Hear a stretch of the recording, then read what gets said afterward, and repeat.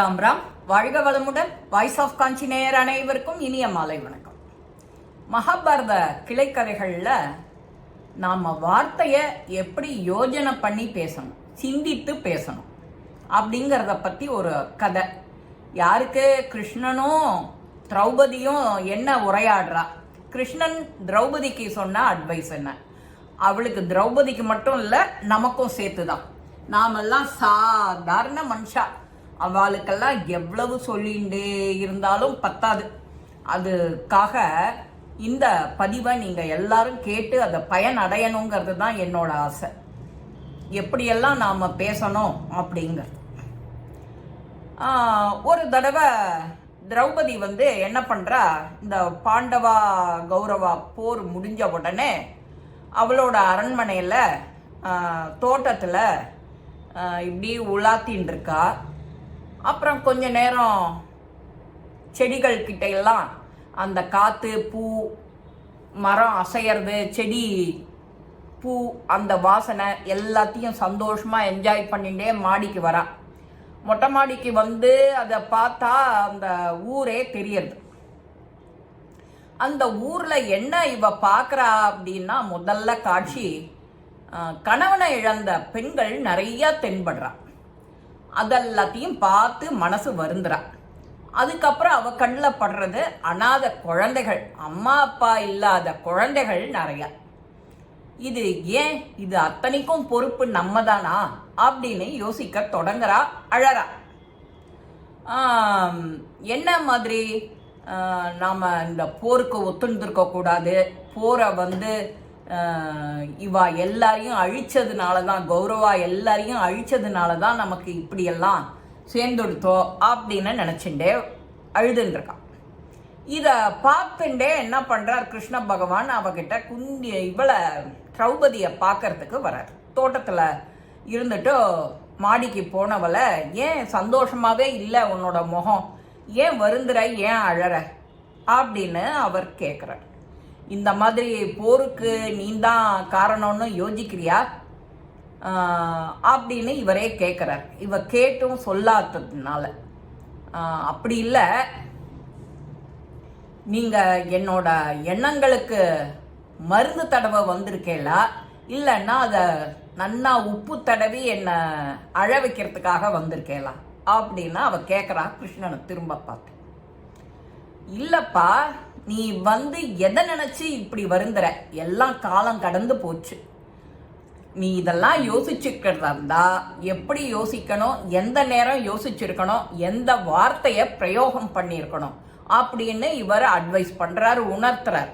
அதை எப்படி உணர்த்துறார் அப்படின்னா, திரௌபதி உன்னோட விதி ரொம்ப கொடூரமானது அப்படின்னு சொல்றாரு. எடுத்த உடனே நீ நினைக்கிறது மாதிரி அது வேலை செய்யாது. நம்முடைய செயல்கள், நம்மளுடைய எண்ணங்கள், நம்மளுடைய வார்த்தைகள், இதுதான் அந்த செயலுக்கு முக்கியமான முன் உதாரணம். அதுக்கு தான் நல்லதை பேசணும், நல்லதை சிந்திக்கணும், நல்லதை பக்கத்தில் இருக்கணும், நல்லதை சூழ்நிலையாகவே இருக்கணும் அப்படின்னு அவர் சொல்கிறார். இந்த சிந்தனைகள் எல்லாமே அந்த ஒரு செயலுக்கான முடிவை செய்யறது. அது நல்லதா நடக்கிறதா, நீ நல்ல செய்தி சொல்லியிருந்தா அது நல்லது நடக்கும், நீ கெட்டது நினைச்சேன்னா கெட்ட சூழல் இருக்கும், கெட்டதா நடக்கும். நீ ஒருத்தரை பழிவாங்க நினைச்ச, பழி வாங்கிட்ட. அதுல துரியோதனனும் துச்சாதனனும் மட்டும் இல்லை, கௌரவர்கள் எல்லாருமே தான். கௌரவர்கள் எல்லாருமே மடிஞ்சு போயிட்டா. இப்போ வருத்தத்தோட இருக்க.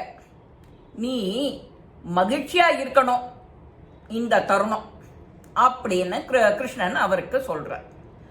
அப்போ உன்னுடைய தொலைநோக்கு பார்வை, அதோட விளைவு, அதுதான் முக்கியமான இடமா இருக்கு நீ செஞ்சது. அதனாலதான் இப்போ நீ வருந்துற. இந்த போருக்கு நான் தான் முழு பொறுப்பு அப்படின்னு நீ நினைக்கிற. அது இல்லை, நீ மட்டும் காரணம் இல்லை, நீயும் ஒரு காரணம், அவ்வளவுதான் அப்படிங்கிறார். ஆனா உன்னோட செயல்களில் நீ செய்யறதை எப்படி பேசுறது பார்க்கறது இருக்கோ அது மாதிரி செயல்லையும் இருக்கணும். நீ என்ன செஞ்சிருந்தாலும் கிருஷ்ணா கேட்குறார், உன்னோட சுயம்வரம் போது கணவனை அவமானப்படுத்தாம போட்டியில் கலந்து கொள்ள கர்ணனை அவமானப்படுத்தாம போட்டியில் கலந்துக்க நீ உதவி செஞ்சிருந்தா, வாய்ப்பு அளிச்சிருந்தா, ஒருவேளை இந்த முடிவு மாறியிருக்கும். அதே மாதிரி குந்தி உன்னை 5 மகன்களுக்கு கணவரா சொல்றா. நீ அப்போ பேசியிருக்கணும், 5 பேருக்கு நான் இருக்க மாட்டேன் அப்படின்னு நீ இருந்திருந்தா அந்தோட முடிவு வேற மாதிரி இருந்திருக்கும்.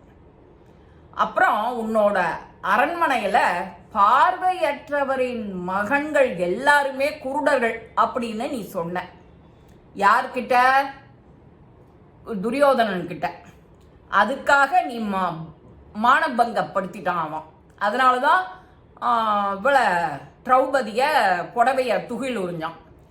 சரி, இந்த சூழ்நிலைகள்லாம் வேற விதமா இருந்திருக்கணும் அப்படின்னு நீ யோசிச்சனா அதோட பல நேரங்கள்ல உன்னோட வார்த்தைகள் தான் அதுல ஜாலம் பண்ணியிருக்கு.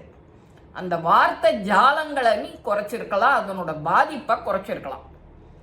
பேசுவதற்கு முன்னாடி ஒவ்வொரு வார்த்தையையும் யோசிச்சு யோசிச்சு பேசணும்.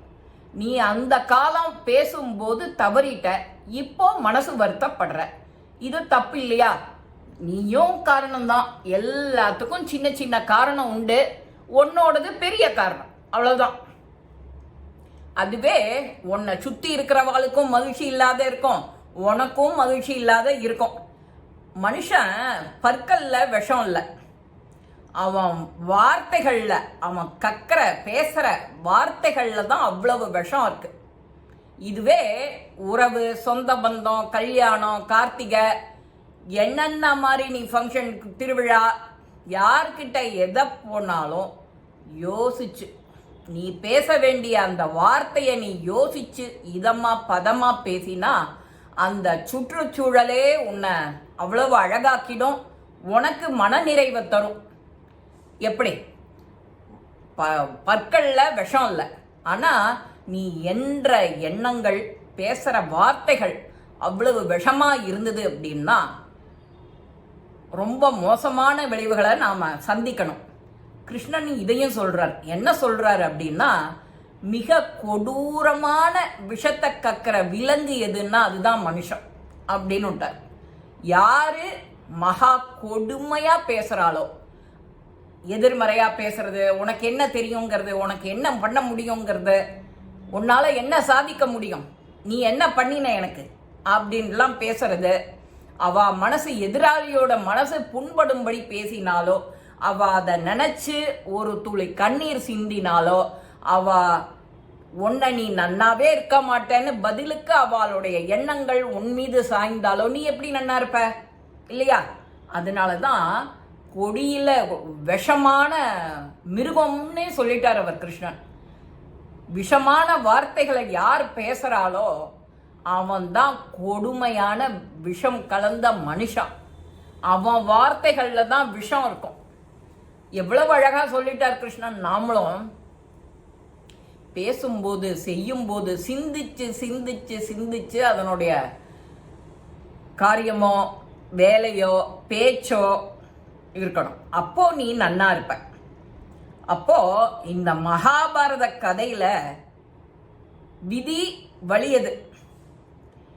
நீ நல்லதை நினைச்சு, நல்லதை பேசி, நல்லதை செஞ்சிருந்தா அந்த விதி உனக்காக மாறும்.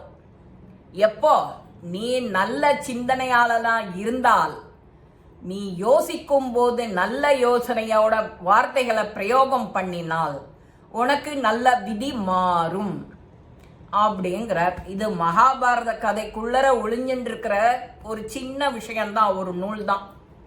அது எவ்வளவு அழகா நமக்கு சொல்றாரு அந்த கிருஷ்ணன், அதுதான் முக்கியம். இந்த பதிவு உங்க எல்லாருக்குமே பிடிச்சிருக்கும். லைக் பண்ணுங்க, ஷேர் பண்ணுங்க, பெல் பட்டனை கிளிக் பண்ணுங்க, சப்ஸ்கிரைப் பண்ணுங்க, கமெண்ட்ஸ் பாக்ஸ்ல கமெண்ட்ஸ் போடுங்க. ஸ்ரீ மகாபரிவா திருவடிகளே சரணம். நல்லதே நடக்கும். ஆனந்தமாய் இருப்போம் நண்பர்களே. வாழ்க வளமுடன்.